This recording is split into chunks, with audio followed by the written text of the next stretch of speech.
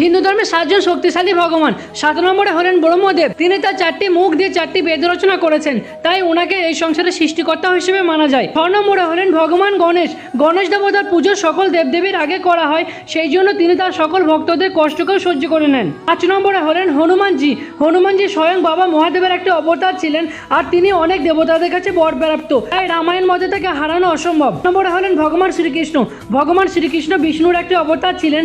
দাপর যুগে তিনি জন্মগ্রহণ করে অধর্মকে নাশ করে ধর্মের স্থাপন করেছিলেন। 3 নম্বরে হলেন প্রভু রাম। প্রভু রাম ভগবান বিষ্ণু অন্যতম একটা অবতার ছিলেন। তিনি ত্রেতা যুগে সবথেকে শক্তিশালী রাক্ষস রাবণকে বধ করে অধর্মকে বিনাশ করে ধর্মের স্থাপন করেছিলেন। 2 নম্বরে হলেন ভগবান বিষ্ণু।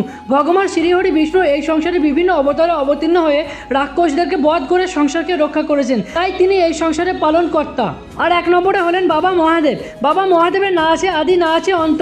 ইনার শক্তি অপার এবং অনন্ত। আর আপনি যদি বাবা মহাদেবের